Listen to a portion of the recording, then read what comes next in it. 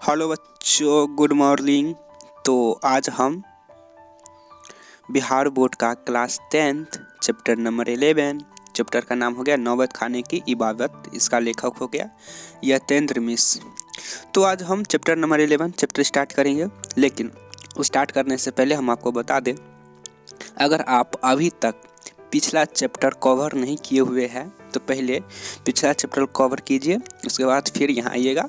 क्योंकि जब आप सीरीज बाय सीरीज पढ़ते हैं तो कुछ ज़्यादा अनुभव हो जाता है और आपको ऑब्जेक्टिव में ज़्यादा सहायता मिलेगा। वैसे हम आपको बता दें कि इसका VVI क्वेश्चन भी कवर किया गया है, साथ में ऑब्जेक्टिव भी कवर किया गया है। तो आप प्ले लिस्ट में जाके देखिए। तो फिर हम आते हैं चैप्टर की तरफ। जैसे कि आप लोग देख पा रहे होंगे, गद्य खंड एवं पद खंड दोनों मिलाकर 24 चैप्टर है। स्क्रीन पर आप देखिए, ठीक है।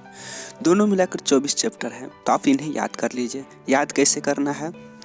चैप्टर का नाम एवं उनके लेखक का नाम, और साथ में ये भी याद कर लेना है कि एग्जाम्पल में आपको बता देते हैं, श्रम विभाजन और जाति प्रथा निबंध में लिखा गया है, विश्व के दांत कहानी में लिखा गया है, भारत से हम क्या सीखे भाषण में लिखा गया है, नाखून क्यों बढ़ते हैं ललित निबंध में लिखा गया है। ठीक इस तरह से ये भी याद कर ले, क्योंकि ऑब्जेक्टिव में पूछा जाता है, तीनों पूछा जाता है। तो यहाँ से आपको लगभग 10 से 12 नंबर यहाँ से कवर किया जाता है ऑब्जेक्टिव के रूप में, ठीक है। तो 10 से 12 नंबर ऑब्जेक्टिव के रूप में यहाँ से कवर किया जाता है। तो आप इन्हें तीनों चीज़ याद कर ले, चैप्टर का नाम, लेखक का नाम एवं कौन सा चैप्टर कौन सी भाषा में लिखी गई है, ये भी याद कर ले। पूछ लिया जाता है ऑब्जेक्टिव में, इसलिए हम कहते हैं याद कर ले। तो चैप्टर स्टार्ट करने से पहले हम आपको बता दें कि यहाँ कुछ हजारी प्रसाद द्विवेदी द्वारा हिंदी साधारण जनता की भाषा द्वारा कुछ प्रस्तुत की गई है। तो हम चैप्टर स्टार्ट करने से पहले यह जान ले, और हमें आशा है कि आप लोग याद कर लीजिएगा, क्योंकि 10-12 नंबर का पूछा जाता है। तो इसे याद नहीं करेंगे तो क्या करोगे, ठीक है। और हम इंटरटेनमेंट के साथ पढ़ेंगे, चिंता लेने की कोई ज़रूरत है ही नहीं, ज़्यादा सीरियस में पढ़ाई नहीं किया जाता है। तो सब चैप्टर स्टार्ट करने से पहले सबसे पहले हम हजारी प्रसाद द्विवेदी का अध्ययन कर लेते हैं, उसके बाद फिर हम आगे की ओर बढ़ जाएंगे चैप्टर की ओर। तो जैसे कि आप स्क्रीन पर देखिए, हजारी प्रसाद द्विवेदी द्वारा भाषण लिखी गई है, ठीक है। आ गया तो हम इसे रीडिंग करते हैं। पूछा नहीं जाता है एग्जाम में, ठीक है, लेकिन पढ़ लेना ठीक होता है। तो स्टार्ट करें, चलो ठीक है। हिंदी साधारण जनता की भाषा है, जनता के लिए उसका जन्म हुआ था, और जब तक वह अपने को जनता के काम की चीज़ बनाए रहेंगे, जनचित्त में आत्म का संचार करते रहेंगे, तब तक उसे किसी से डर नहीं है। वह विरोधों और संघर्षों के बीच ही पली है। वह किसी राज शक्ति की उंगली पकड़कर यात्रा तय करने वाली भाषा नहीं है। अपने आप की भीतरी शक्ति से महत्वपूर्ण आसान अधिकार करने वाले अद्वितीय भाषा है। हजारी प्रसाद द्विवेदी द्वारा यह भाषण दिए गए थे। देखो, यह पूछा नहीं जाता है, लेकिन हमारा राष्ट्रीय भाषा हिंदी है, तो हिंदी के बारे में जानना बहुत ज़रूरी है, ठीक है। इसलिए तो चलिए हम फिर चैप्टर की ओर पढ़ते हैं, चैप्टर नंबर 11। चैप्टर स्टार्ट करने से पहले हम आपको बता दें कि अगर आपके पास ईयरफोन हो तो ईयरफोन लगा ले, और पेन कॉपी लेकर नोट बनाओ। जहाँ लगे कि यहाँ ऑब्जेक्टिव बन रहा है वहाँ वीडियो रोको और ऑब्जेक्टिव बनाओ, क्योंकि बुक से 30 या 25 नंबर का ऑब्जेक्टिव कवर किया जाता है, ठीक है। और 20 से 25 नंबर का व्याकरण पूछा जाता है, 20 नंबर का शायद व्याकरण पूछा जाता है, और 30 नंबर का बुक से कवर किया जाता है ऑब्जेक्टिव। तो ऑब्जेक्टिव इज द मेन, ठीक है। तो ऑब्जेक्टिव पर तुम ज़्यादा ध्यान दो। ऑब्जेक्टिव आएगा कहाँ से? रीडिंग करने से आता है। रट्टा मार कर जाओगे तो फिर वही 50 में 30 मार के आओगे। 50 में 50 लाना है तो रीडिंग करना बहुत ज़रूरी हो जाता है, ठीक है। तो पेन कॉपी लेकर ऑब्जेक्टिव पर ज़्यादा ध्यान दो। और अपने लोग तो फिर बिहारी है, तो इसमें क्या है, कहीं गलती होता है ऐसा नहीं, गलती होता है फिर उठेंगे, गलती करेंगे फिर स्टार्ट करेंगे, तो फिर ऐसी सिलसिला चलते रहेंगे। चलो पहले चैप्टर स्टार्ट कर लेते हैं, न जाने न तो बात करते करते कितना बीत जाएगा पता नहीं चलेगा। अभी तक जो आप पहले का भी हमारा जो आप चैप्टर कवर किए होंगे अलग अलग सब्जेक्ट का, तो उसमें भी कितना इंटरटेनमेंट। देखो, हम वीडियो काट भी सकते हैं, क्यों काटे? जब अपना ही देश में रहना है, अपना ही राज्य में रहना है, तो अपना ही मज़ा है। तो होता है, देखो हमसे भी गलती होता है, तुमसे भी कुछ गलती होगा, लेकिन फिर गलती हो जाने के बाद बाउंस बैक करना। ऐसा नहीं कि अब गलती कर दिया तब छोड़ दो, ऐसा नहीं, बाउंस बैक, फिर उठो, गलती करो, फिर उठो, फिर से लड़ो। हमारा बस इतना ही कहना है। तो चैप्टर स्टार्ट करने से पहले हम आपको बता दें कि यतेंद्र मिश्र के बारे में कुछ जान लेते हैं, जो लेखक है, फिर हम चैप्टर की ओर बढ़ेंगे। तो सो स्टार्ट करने से पहले एक बात और बता दें हम बाबू, हम रॉबोट नहीं है, न हम कंप्यूटर है, हम इंसान हैं, ठीक है। और अपने लोग इंटरटेनमेंट करते हुए आगे बढ़ेंगे। ऐसा नहीं कि रॉबोट की तरह जो लिखा है वो धर धर धर धर धर धर करते हुए बढ़ जाना है पढ़ाई करके, ऐसा नहीं। ऐसा तो भाई रॉबोट ही करता होगा। हम बहुत ऐसा सर को देखते हैं कि इतना सीरियस होकर पढ़ाते हैं, जैसे लगता है कि पता नहीं कौन सा ग्रह से आ गया है, या पता नहीं इसके अंदर कौन मशीन फिट कर दिया गया है कि जो लिखा है बस उसी पर ध्यान देना। नो इंटरटेनमेंट, नो बकवास, गजब इंसान सब है भाई। तो हम रॉबोट नहीं है, ठीक है। अपने लोग थोड़ा थोड़ा, ज़्यादा नहीं, लेकिन जहाँ चलने लायक हो, हल्का, जैसे कि 5 सेकेंड 10 सेकेंड इंटरटेनमेंट करते हुए पढ़ेंगे तो मज़ा आएगा, पता भी नहीं चलेगा कि पढ़ाई कर रहे हैं और पढ़ाई भी पूरा हो जाएगा। तो इंटरटेनमेंट के साथ हम पढ़ेंगे। तो ऐसा नहीं कि रॉबोट की तरह जो लिखा है वो बकते जाओ, तुम भी बोर हो जाओगे और हम भी बोर हो जाएंगे पढ़ाते पढ़ाते। जैसे कि खान सर को जानते हो ना, कितना इंटरटेनमेंट के साथ पढ़ाते हैं। जैसे कि तुम 10th में अच्छा नंबर लाकर तुम जब जाओगे पटना, ठीक है, तो वहाँ खान सर का ज़रूर नाम सुनोगे। नहीं, अगर आपके पास, खैर छोड़ो, अभी बहुत बात हो जाएगा, पहले हम चैप्टर स्टार्ट कर लेते हैं और लास्ट में कुछ 5 या 4 मिनट बात करते हैं।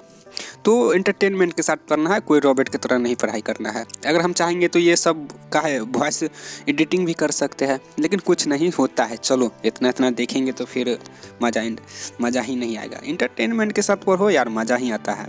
आप थोड़े, ज़माना बदल गया है, अब अपने लोग को भी बदलना है, ज़माना के अनुसार बदलते रहो और आगे बढ़ते रहो। खैर सब छोड़ो, पहले चैप्टर स्टार्ट कर लेते हैं। लेकिन हम आपको बताते कि रोज़ पढ़ाई करो, ठीक है। प्रतिदिन 5 से 6 घंटा पढ़ो, लेकिन रोज़ पढ़ो। ऐसा नहीं होना चाहिए कि बस एक दिन 12 घंटा 14 घंटा पढ़ ले और 2 दिन गायब है, तो ऐसा नहीं होना चाहिए बाबू।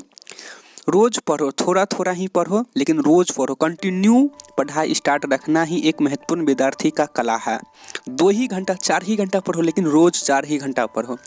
ऐसा नहीं कि एक दिन 18 घंटा पढ़ लिया, ससुरा के मालूम चला कि 2 दिन 3 दिन गायब है, मौजे मारने में कहाँ पता नहीं कहाँ चले गए, फिर 4 दिन के बाद आए, फिर चैप्टर उठा के फिर 10 घंटा पढ़ दिए। तो ऐसा नहीं होना चाहिए। 4 से 5 घंटा ही पढ़ो, लेकिन प्रतिदिन पढ़ो। एक बार जीवन में सक्सेसफुल हो जाओ यार, दोस्त बोल दो या बॉयफ्रेंड बोल दो, गर्लफ्रेंड बोल दो, तुम यार लाइन लग जाएगा तुम्हारे पीछे, ठीक है। सिर्फ एक बार अपना करियर पर ध्यान दो। तो हम चैप्टर स्टार्ट करते हैं, नहीं पता नहीं तो मालूम चलेगा कि यहाँ पर आधा घंटा हो गया ऐसी बात करते करते। सो स्टार्ट करते हैं।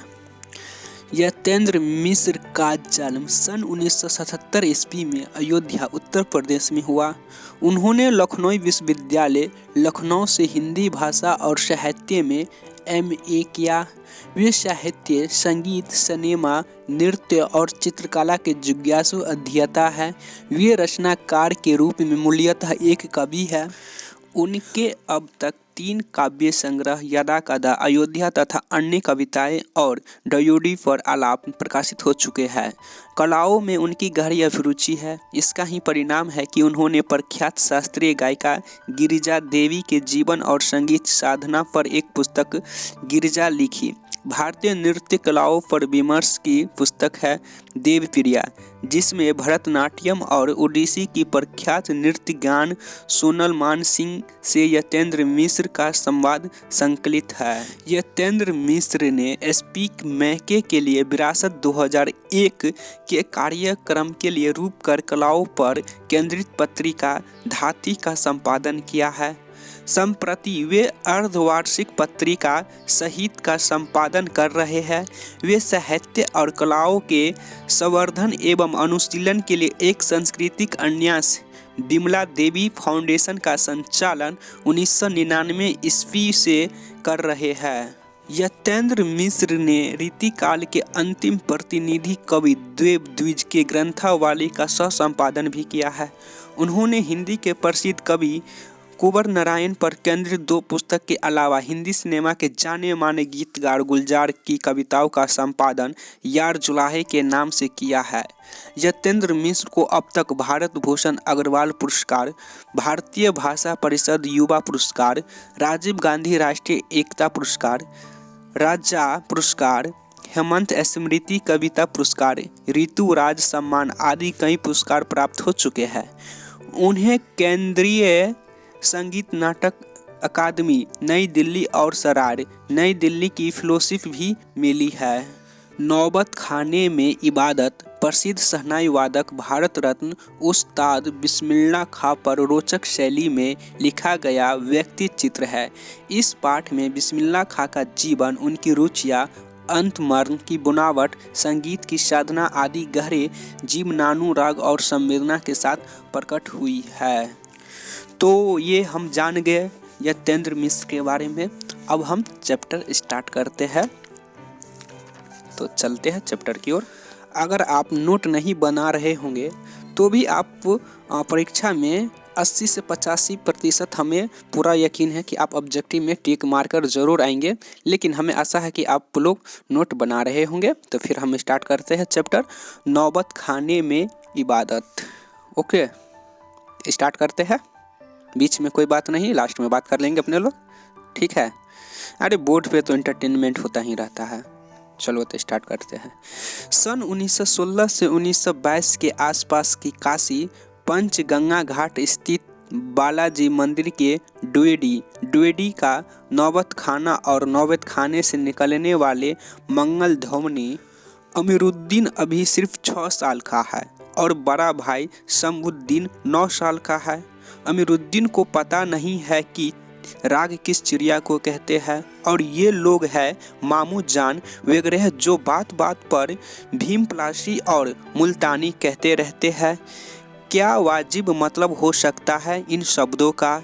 इस लिहाज से अभी उम्र नहीं है अमीरुद्दीन की जान सके इन भारी शब्दों का वजन कितना होगा। गोया इतना जरूर है कि अमीरुद्दीन व शम्भुद्दीन के मामा देश सादिक हुसैन तथा अली बख्श देश के जाने माने शहनाई वादक है। विभिन्न रियासतों के दरबार में बजाने जाते रहते हैं। रोजाना मचे में बालाजी का मंदिर सबसे ऊपर आता है। हर दिन की शुरुआत वहीं ड्योडी पर होती है। मंदिर के विग्रहों को पता नहीं कितनी समझ है जो रोज बदल बदल कर मुल्तानी, कल्याण, ललित और कभी भैरव रागों को सुनाते रहते हैं। ये खानदानी पेशा है अली बख्श के घर का। उनके अब्बा जान भी यही ड्योडी पर शहनाई बजाते रहते हैं। अमीरुद्दीन का जन्म डुमराव बिहार के एक संगीत प्रेमी परिवार में हुआ है।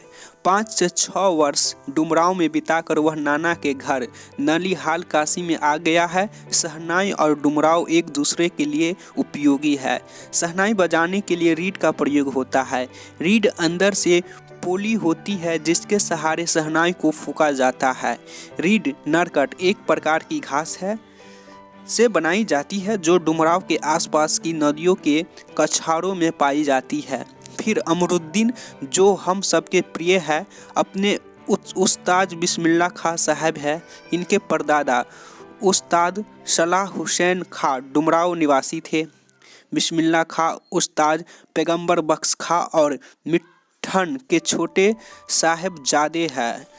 बिस्मिल्लाह खां का उम्र अभी 14 साल है। वह पुरानी बालाजी का मंदिर जहां बिस्मिल्लाह खां को नौबत खाने रियाज के लिए जाना पड़ता है, मगर एक रास्ता है बालाजी मंदिर तक जाने का। यह रास्ता रसूलन बाई और बतूलन बाई के यहाँ से होकर जाता है। इन रास्ते से अमीरुद्दीन को जाना अच्छा लगता है। इस रास्ते में न जाने कितने तरह के बोल नवाब, कभी ठुमरी, कभी ठप्पी, कभी दादरा के मर्याप्त ड्योडी तक पहुँचते रहते हैं। रसूलन और बतूलन जब गाती है तब अमीरुद्दीन को खुशी मिलती है। अपने ढेरों हस्ताक्षरों में बिस्मिल्लाह खां साहब ने स्वीकार किया है कि उन्हें अपने जीवन के आरंभिक दिनों में संगीत के प्रति आसक्त इन्हीं गायिका बहनों को सुनकर हुई है। एक प्रकार से उसकी अबोध उम्र में अनुभव की स्लेट पर संगीत प्रेरणा की वर्णमाला रसूलन बाई और बतूलन बाई ने उकीरी है। वैदिक इतिहास में शहनाई का कोई उल्लेख नहीं मिलता। इसे संगीत शास्त्रांतर्गत सुधीर वाद्यों में गिना जाता है। अरब देश में फूंक कर बजाई जाने वाले वाद्य जिसमें नारी नरकट या रीड होती है को ने बोलते हैं। शहनाई को शाहने अर्थात सुधीर वाद्यों में शाह की उपाधि दी गई है। 16वीं शताब्दी के उत्तरार्ध के तानसेन के द्वारा रची वंदिश जो संगीत राग कल्पद्रुम से प्राप्त होती है में शहनाई, मुरली वंशी, सिंगरी एवं मूर्छंग आदि का वर्णन आया है। अवधी पारंपरिक लोकगीतों एवं चैती में शहनाई का उल्लेख बार बार मिलता है। मंगल का प्रवेश प्रतिनिधित्व करने वाला यह वाद्य इन जगहों पर मांगलिक विधि विधानों के अवसर पर ही प्रयुक्त हुआ है। दक्षिण भारत में मंगल वाद्य नाग असरमन की तरह शहनाई प्रभाती की मंगल ध्वनि का संपूरक है। शहनाई की इसी मंगल ध्वनि के नायक बिस्मिल्लाह खां साहब 80 वर्ष से सुर मांग रहे हैं। सच्चे सुर की नीमत 80 वर्ष की 5 वक्त वाली नमाज इसी सुर को पाने की प्रार्थना में खर्च हो जाती है। लाखों सजदे इसी एक सच्चे सुर की इबादत में खुदा के आगे झुकते हैं। वे नमाज के बाद सजदे में गिड़गिड़ाते हैं, मेरी मालिक एक सुर बख्श दे। सुर में वह तासीर पैदा करके आंखों में सच्ची मोती की तरह अनगढ़ आंसू निकल आए। उनको यकीन है कभी खुदा यूं ही उन पर मेहरबान होगा और अपनी झोली से सुर का फल निकालकर उनकी ओर उछालेगा, फिर कहेगा, ले जा अमरुद्दीन, इसको खा ले और कर ले अपनी मुराद पूरी। अपने उहापोह से बचने के लिए हम स्वयं किसी शरण, किसी गुफा को खोजते हैं जहां अपनी दुश्चिंताओं और दुर्बलताओं को छोड़ सके और वहां से फिर अपने लिए एक नया तलिस्म गढ़ सके। हिरन अपने ही महक से परेशान पूरे जंगल में उस वरदान को खोजता है जिसकी महक उसी में समाई है। 80 बरस से बिस्मिल्लाह खां यही सोचते आए हैं कि सातों सुरों को बरतने की तमीज उन्हें सलीके से अभी तक क्यों नहीं आई। बिस्मिल्लाह खां और शहनाई के साथ जिस मुस्लिम पर्व का नाम जुड़ा है वह मुहर्रम है। मुहर्रम का महीना वह होता है जिसमें शिया मुसलमान हजरत इमाम हुसैन एवं उनके कुछ वंशजों के प्रति आज़ादारी शोक मनाना या मनाते हैं। पूरे 10 दिनों का शोक है। वे बताते हैं कि उनके खानदान का कोई व्यक्ति मुहर्रम के दिनों में न तो शहनाई बजाता है न ही किसी संगीत के कार्यक्रम में शिरकत ही करता है। 8वीं तारीख उनके लिए खास महत्व की है। इस दिन खां साहब खड़े होकर शहनाई बजाते हैं। वह दाल मंडी में फातमान की करीब 8 किलोमीटर की दूरी तक पैदल रोते हुए नोहा बजाते जाते हैं। इस दिन कोई राग नहीं बजाता। राग रागनियों की अदायगी का निषेध है। इस दिन उनके आंखें इमाम हुसैन और उनके परिवार के लोगों के शहादत में नम रहते हैं। अज़ादरी होती है। हजारों आंखें नम। 1000 बरस की परंपरा पूर्ण जीवित मुहर्रम संपन्न होता है। एक बड़े कलाकार का सहज मानवीय रूप ऐसी अवसर पर आसानी से दिख जाता है। मुहर्रम की गमज़दा माहौल से अलग कभी कभी सुकून के क्षणों में वे अपनी जवानी के दिनों याद करते हैं। वे अपने रियाज को कम, उन दिनों के अपने जुनून को अधिक याद करते हैं। अपने अब्बा जान और उस्ताद को कम, पक्का महल की कुलसुम हलवाई की कचौरी वाली दुकान व गीता बाली और सुलोचना को ज़्यादा याद करते हैं। कैसे सुलोचना उनकी पसंदीदा हीरोइन रही थी। बड़े रहस्य में मुस्कुराहट के साथ गालों पर चमक आ जाती है। खां साहब की अनुभवी आंखों और जल्दी ही फिक्स से हंस देने की ईश्वरीय कृपया आज भी बदस्तूर कायम है। इसे बाल सुलभ हंसी में कई यादें बंद है। वे जब उनका जिक्र करते हैं तब फिर उसे नरसिंह आनंद में आंखें चमक उठती है। अमरुद्दीन तब सिर्फ 4 साल का रहा होगा। छुपकर नाना को शहनाई बजाते हुए सुनता था। रियाज के बाद जब अपनी जगह से उठकर चले जाए तब जाकर ढेरों छोटी बड़ी शहनाइयों की भीड़ से अपने नाना वाले शहनाई ढूंढता और एक एक शहनाई को फेंक कर खारिज करता जाता। सोचता लगता है मीठी वाली शहनाई दादा कहीं और रखते हैं। जब मामू अली बख्श खां, जो उस्ताद भी थे, शहनाई बजाते हुए सम पर आए, तब धड़ से एक पत्थर जमीन पर मारता था। सम पर आने की तमीज उन्हें बचपन में ही आ गई थी, मगर बच्चे को यह नहीं मालूम था कि दाद वाह करके दी जाती है, सिर हिलाकर दी जाती है, पत्थर पटक कर नहीं। और बचपन के समय फिल्मों के बुखार के बारे में तो पूछना ही क्या। उस समय 3rd क्लास के लिए 6 पैसे का टिकट मिलता था।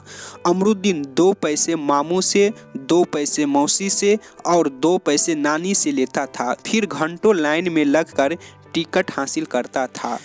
इधर सुलोचना की नई फिल्म सिनेमा हॉल में आई और उधर अमरुद्दीन अपनी कमाई लेकर चला फिल्म देखने, जो बालाजी मंदिर पर रोज शहनाई बजाने से उसे मिलती थी। एक अठन्नी मेहनतना उस पर यह शौक जबरदस्त कि सुलोचना की कोई नई फिल्म न छूटे। और कुलसुम की देसी घी वाली दुकान, वहाँ की संगीत में कचौरी इस तरह, क्योंकि कुलसुम जब कलकलाती घी में कचौरी डालती थी, उस समय छन से उठने वाली खाली आवाज़ में उन्हें सारे आरोह अवरोह दिख जाते थे। राम जाने कितनों ने ऐसी कचौरी खाई होंगी, मगर इतना तय है कि अपनी खां साहब रियायजी और स्वादी दोनों रहे हैं। और इस बात में कोई शक नहीं है कि दादाजी की मीठी शहनाई उनके हाथ लग चुके हैं। काशी में संगीत आयोजन की एक प्राचीन एवं अद्भुत परंपरा है। यह आयोजन पिछले कई वर्षों से संकट मोचन मंदिर में होता आया है। यह मंदिर शहर के दक्षिण में लंका पर स्थित है। वह हनुमान जयंती के अवसर पर यहाँ 5 दिनों तक शास्त्रीय एवं उपशास्त्रीय गायन वादन की उत्कृष्ट सभा होती है। इसमें बिस्मिल्लाह खां अवश्य रहते हैं। अपनी महजब के प्रति अत्यधिक समर्पित उस्ताद बिस्मिल्लाह खां की श्रद्धा काशी विश्वनाथ जी के प्रति भी अपार है। वे जब भी काशी से बाहर रहते हैं, तब विश्वनाथ व बालाजी मंदिर की दिशा की ओर मुंह करके बैठते हैं। थोड़ी देर ही सही, मगर उसी ओर शहनाई का प्याला घुमा दिया जाता है और भीतर की आस्था रीड के माध्यम से बजती है। खां साहब की एक रीड 15 से 20 मिनट के अंदर गीली हो जाती है, तब वे दूसरे रीड का इस्तेमाल कर लिया करते हैं। अक्सर कहते हैं, क्या रे मियाँ, ये काशी छोड़कर कहाँ जाए? गंगा मैया यहाँ, बाबा विश्वनाथ यहाँ, बालाजी का मंदिर यहाँ। यहाँ हमारे खानदान की कई पुश्तें ने शहनाई बजाई है। हमारे नाना तो वहीं बालाजी मंदिर में बड़े प्रतिनिष्ठ शहनाईबाज रह चुके हैं। अब हम क्या करें? मरते दम तक यह न शहनाई छूटेंगे न काशी। जिस जमीन में हमें तालीम दी, जहाँ से अदब पाई, वो कहाँ और मिलेगी। शहनाई और काशी से बढ़कर कोई जन्नत नहीं इस धरती पर हमारे लिए। काशी संस्कृति की पाठशाला है। शास्त्रों में आनंद कानन के नाम से प्रतिनिष्ठ काशी में कलाधर हनुमान व नृत्य विश्वनाथ है। काशी में बिस्मिल्लाह खां है। काशी में हजारों सालों का इतिहास है, जिसमें पंडित कंठे महाराज है, विद्याधरी है, बड़े रामदास जी है, मौजुद्दीन खां है व इन रसिकों से उपकृत होने वाला अपार जन समूह है। यह एक अलग काशी है, जिसकी अलग तहजीब है, अपनी बोली और अपने विनिष्ठ लोग हैं। इनके अपने उत्सव है, अपना गम, अपना सेहरा पन्ना और अपना नोहा। आप यहाँ संगीत को भक्ति से, भक्ति को किसी भी धर्म के कलाकार से, कजरी को चैती से, विश्वनाथ को विशालाक्षी से, बिस्मिल्लाह खां को गंगा द्वार से अलग करके नहीं देख सकते। अक्सर समारोह एवं उत्सवों में दुनिया कहती है, ये बिस्मिल्लाह खां है। बिस्मिल्लाह खां का मतलब बिस्मिल्लाह खां की शहनाई, शहनाई का दरियाफ्त बिस्मिल्लाह खां का हाथ, हाथ से आश्चर्य इतना भर कि बिस्मिल्लाह खां की फूंक और शहनाई की जादुई आवाज़ का असर हमारे सिर चढ़कर बोलने लगता है। शहनाई में सरगम भरा है। खां साहब को ताल मालूम है, राग मालूम है। ऐसा नहीं कि बेताल जाएंगे। शहनाई में 7 सुर लेकर निकल पड़े। शहनाई में परवरदिगार गंगा मैया उस्ताद की नसीहत लेकर उतर पड़े। दुनिया कहती सुबहान अल्लाह, 30 पर बिस्मिल्लाह खा कहते हैं अल्हम्दुलिल्लाह। छोटी छोटी उपज से मिलकर बड़ा आकार बनता है। शहनाई का करतब शुरू होने लगता है। बिस्मिल्लाह खा का संसार सुरीला होना शुरू हुआ। फूक में अजान की तासीर उतरती चली गई। देखते देखते शहनाई 1.5 शतक के साज से 2 शतक का साज बन साजों की कतार में सरताज हो गई। अमरुद्दीन की शहनाई गूंज उठी। उस फकीर की दुआ लगी जिसने अमरुद्दीन से कहा था बजा बजा। किसी दिन एक शिष्या ने डरते डरते खां साहब को टोका, बाबा आप यह क्या करते हैं? इतनी प्रतिष्ठा है आपकी, अब तो आपको भारत रत्न भी मिल चुका है। यह फटी तहमद न पहना करे, अच्छा नहीं लगता। जब भी कोई आता है आप इसे फटी तहमद से सबसे मिलते हैं। खां साहब मुस्कुराए, लार से भरकर बोले, धत पगली, ई भारत रत्न हमको शहनाई पे मिला है, लुंगिया पे नहीं। तुम लोगों की तरह बनाव सिंगार देखते रहते तो उम्र ही बीत जाती, हो चुकती शहनाई, तब क्या खाक रियाज हो पाता। ठीक है बेटिया, आगे से नहीं पहनेंगे, मगर इतना बताई देते हैं कि मालिक से यही दुआ है, फटा सूर न बख्शे। लुंगिया क्या है, आज फटी है तो कल सिल जाएगी। ओ माय गॉड, यह इतना महत्वपूर्ण शब्द बोल चुके हैं, इसे हमें शब्दों में बयान नहीं कर सकते हैं। अगर आप नहीं समझे हैं तो रिटर्न जाइए और फिर से सुनिए। लाजवाब बोल दिए हैं यहाँ पे। तो आगे बढ़ते हैं। कभी कभी क्या होता है ना, कुछ ऐसा शब्द बोल देते हैं या ऐसा शब्द आ जाता है, दिल को छू जाता है। अगर सही से आप लोग भी सुन पा रहे होंगे या पढ़ते होंगे तो ऐसा शब्द हो जाता है ना कि दिल को छू देता है वो शब्द। खैर आगे बढ़ते हैं। सन 2000 की बात है। पक्का महाल काशी विश्वनाथ से लगा हुआ इलाका से मलाई बर्फ बेचने वाला जा चुके हैं। खां साहब को इसकी कमी खिलती है। अब देसी घी में वह बात कहाँ और कहाँ वह कचौरी जलेबी। खां साहब को बड़ी शिद्दत से कमी खिलती है। अब संगीतियों के लिए गायकों के मन में कोई आदर नहीं रहा। खां साहब अफसोस जताते हैं, अब घंटों रियाज को कौन पूछता है। हैरान है बिस्मिल्लाह खां, कहाँ वह कजली चैती और अदब का जमाना। सचमुच हैरान करती है काशी। पक्का महाल से जैसे मलाई बरफ गया। संगीत, साहित्य और अदब की बहुत सारी परंपराएं लुप्त हो गई है। एक सच्ची सुर साधक और सामाजिक की भांति बिस्मिल्लाह खां साहब को इन सब की कमी खिलती है। काशी में जिस तरह बाबा विश्वनाथ और बिस्मिल्लाह खां एक दूसरे के पूरक रहे हैं, उसी तरह मुहर्रम, ताजिया और होली, अबीर गुलाब की गंगा जमुनी संस्कृति भी एक दूसरे के पूरक रहे हैं। अभी जल्द ही बहुत कुछ इतिहास बन चुका है, अभी आगे बहुत कुछ इतिहास बन जाएगा।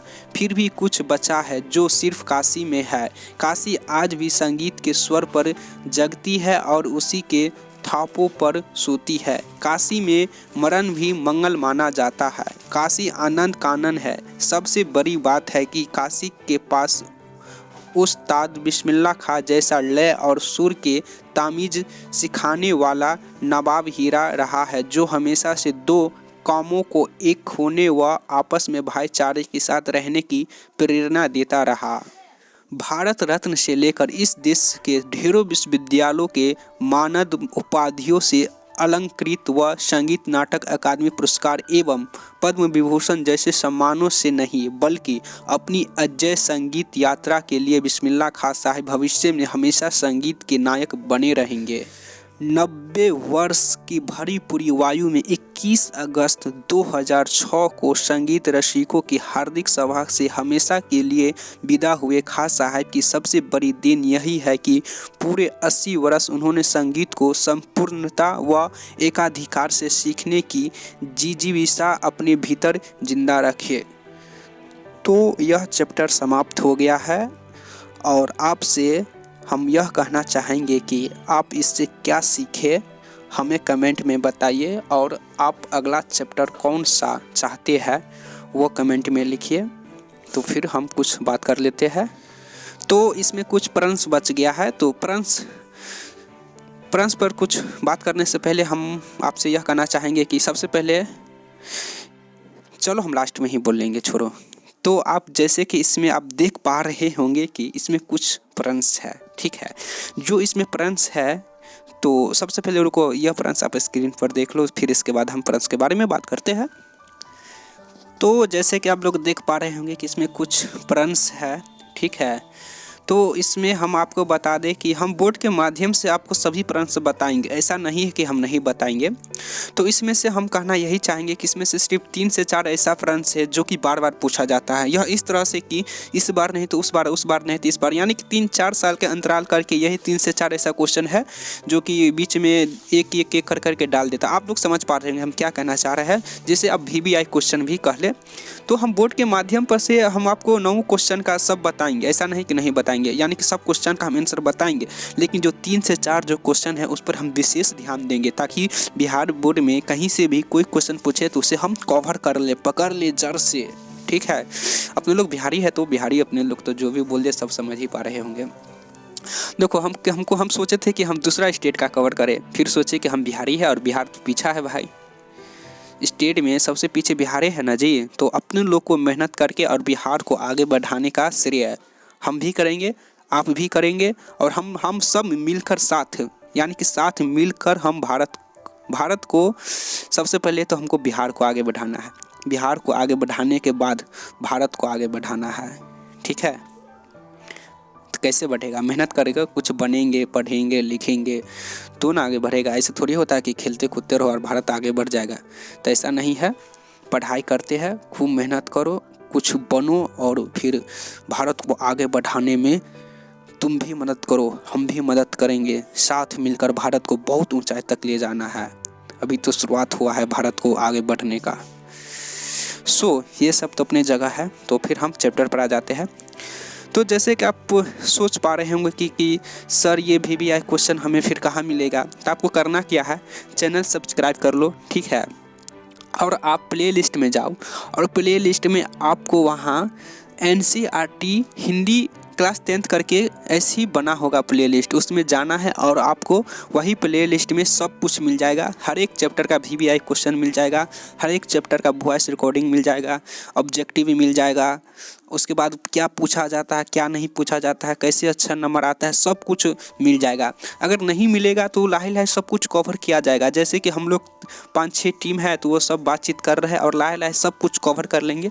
लेकिन फ़िलहाल अभी आप न्यू स्टूडेंट है या कुछ महीना हुआ होगा इसमें घुसे हुए, यानी क्लास 10th में गए हुए, तो आप जब तक जो मिलता है वो सब कवर कीजिए धीरे धीरे। आप सोचिएगा ये नहीं वो नहीं, अरे एक ही बार सब डाल देंगे तो तुम भी पता नहीं बोलोगे हम क्या याद करें ना करें।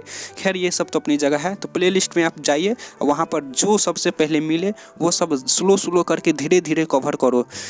तो फिर हम बात करते हैं कि जैसे कि आप लोग देख पा रहे होंगे कि इसमें शब्द निधि है, तो इसे 2 से 3 बार पढ़ के छोड़ देना है, ठीक है। इसे याद करने की कोई उतनी ज़रूरत है नहीं, लेकिन याद करने का ज़रूरत नहीं इसका मतलब ये नहीं कि पढ़ना भी नहीं है, पढ़ना बहुत ज़रूरी है, ठीक है। तो इसे आप 2 से 3 बार पढ़िए और फिर छोड़ दीजिए। तो फिर हम कुछ बात कर ले, कुछ मिनट अगर आपका इजाज़त हो। तो वीडियो तो वैसे ही लंबा, देखो हमारे ऊपर डिपेंड नहीं करता कि वीडियो लंबा होगा कि नहीं होगा। देखो जैसे कि पिछला तुम चल जाओ, कोई 20 मिनट का होता है, कोई 14 मिनट का होता है, कोई 41 मिनट, कोई 1 घंटा, कोई 36-37 मिनट का वीडियो हो जाता है। तो ये तो चैप्टर पे डिपेंड करता है कि कितना लंबा चैप्टर है। अब ऐसा भी नहीं है कि हम रॉबर्ट की तरह खट खट कुछ बोलते गए और 15 से 20 मिनट में इतना स्पीड बोलकर हम समाप्त कर देंगे, तो इससे आपका भी फ़ायदा नहीं होगा और हमको भी फ़ायदा नहीं होगा। और कुछ में अपने लोग बातचीत करते रहेंगे तो ऐसा होता है ना कि इंटरटेनमेंट के साथ पढ़ा जाए। इसका मतलब ये भी नहीं होता इंटरटेनमेंट में कि पूरी तरह से खो जाना है, इंटरटेनमेंट में हल्का हल्का इंटरटेनमेंट करते हुए पढ़ा जाए। तो हम बात करते का, अगर देखियो इसमें यह भी हो जाता है कि आप लोग सोच पा रहे होंगे कि सर क्या होता है VBI क्वेश्चन। VBI क्वेश्चन हम इसलिए कहते हैं VBI क्वेश्चन पर ज़्यादा फोकस किया जाए क्योंकि देखो जब पढ़ाई करना है, जब पढ़ाई करना ही है सही डायरेक्शन में किया जाए, काहे झूठ फूस का गलत डायरेक्शन में फोर्स ज़्यादा लगाने से क्या फ़ायदा। जब मेहनत ही करना है तो सही डायरेक्शन में सही मेहनत करके और सही नंबर लाया जाए। ठीक है। तो इसीलिए हम VVI क्वेश्चन कवर करेंगे। तो इसमें अभी हम ज़्यादा कुछ नहीं बोलेंगे, हम बोर्ड के माध्यम से अपने लोग बातचीत करेंगे, वहाँ कुछ इंटरटेनमेंट के साथ साथ पढ़ाई भी किया जाएगा। और हम आपको पूरे विश्वास दिलाते हैं कि आपको फर्स्ट डिवीज़न से भी अच्छा नंबर आएगा। सिर्फ आप हमारे साथ बने रहिए, हमारे चैनल के साथ आप सिर्फ बने रहिए। हम NCERT का 6 बुक हम कवर करेंगे, ठीक है। ऐसा नहीं है कि सिर्फ हिंदी की और नहीं, सब कुछ हम कवर करेंगे, सिर्फ आप हमारे साथ बने रहिए। तो आप जाइए प्लेलिस्ट में और वहाँ से आप VVI क्वेश्चन देखिए। यहाँ पे बात नहीं करेंगे, बोर्ड पे बात करेंगे, क्योंकि ऑलरेडी ही पहले यह लंबा वीडियो बन चुका है। तो हम बोर्ड के माध्यम से अपने लोग कुछ इंटरटेनमेंट करते हुए सारा क्वेश्चन आंसर और जो भी इसमें बचा है, VVI क्वेश्चन हो गया, उसके बाद शब्द निधि हो गया, विशेषण छटाए, ये सब बचा रहता है, यानी सब कुछ हम वहाँ बोर्ड के माध्यम से कवर करेंगे। तो फिर मिलते हैं अगले वीडियो में। और जाते जाते हम ये भी कह दें कि अगर आप पिछला वीडियो कवर नहीं किए हैं तो सब कवर कीजिए बारी बारी से। हाँ, हम आपको ये भी बता दें कि हम कुछ आपको कहने वाले थे, बोले थे ना कि आगे हम बताएंगे। तो हम यह कहना चाहते हैं कि आप सोचो कि आपके आसपास कोई फ्रेंड या रिलेटिव सर्कल में कोई क्लास 10th में है बिहार बोर्ड का, तो उसे यह वीडियो ज़रूर शेयर कीजिए, क्योंकि इस वीडियो से उसको न जाने कितना फ़ायदा हो सकता है। तो वीडियो ज़रूर उसको शेयर करो। तो बस आज के लिए इतना ही रहने देते हैं, क्योंकि काफ़ी लंबा वीडियो हो चुका है हमारे हिसाब से भी, आप लोग के भी हिसाब से। ऐसा भी कुछ भी नहीं है। तो चलिए, हम बोर्ड के माध्यम से आपको वीडियो ज़रूर शेयर कीजिए और फिर बोर्ड पे मिलते हैं। और इंटरटेनमेंट के साथ पढ़ाई करो, जाते जाते हम यही कहेंगे। और हल्का हल्का ही मेहनत करो, लेकिन रोज़ करो। ऐसा नहीं है कि आज 10 घंटा पढ़ लिया, कल 2 दिन नहीं पढ़े, ऐसा भी नहीं होना चाहिए। सिर्फ 4 से 5 ही घंटा पढ़ो, लेकिन हमारे कहना है कि रोज़ रेगुलर रहोगे ना तो पढ़ने में भी बहुत मज़ा आएगा और अच्छा नंबर प्राप्त करो। तो चलो, फिर मिलते हैं बोर्ड के माध्यम पर, और तो नए चैप्टर कवर करते हैं। देखो बाबू, हम पहला टीचर है कि आपको इतना इंटरटेनमेंट कराते हुए यानी कि आपको यूट्यूब के माध्यम से पढ़ा रहे हैं। कुछ ऐसा सर देखते जो अपने आप को जैसे बहुत बड़ा रईस सर समझने के लिए पता नहीं आएगा, ठट ठट ठट ठट अंग्रेजी बोलेगा, कुछ अच्छा सा बात करेगा, समाप्त कर देगा, ठीक है। तो हम इंटरटेनमेंट देखता, जैसे कि आप लोग देख पा रहे हैं, हम पूरा खुल्ली बात करते विद्यार्थी के साथ। डरना क्या है भाई, या लाज क्या चीज़ का करना है। हम भी आदमी है, आप भी आदमी हो, सिर्फ फ़र्क इतना ही कि तुम विद्यार्थी हो और हम सर है, बस हो गया। इसमें क्या है।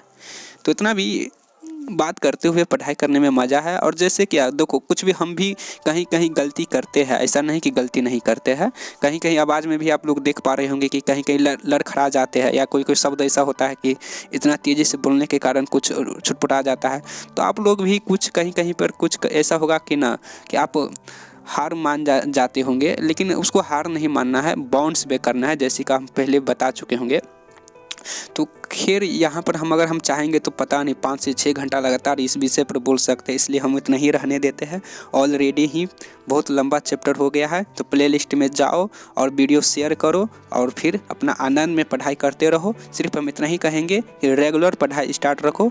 तो फिर मिलते हैं नए दिन नए चैप्टर के साथ। जब तक के लिए जय हिंद, वंदे मातरम, भारत माता की जय।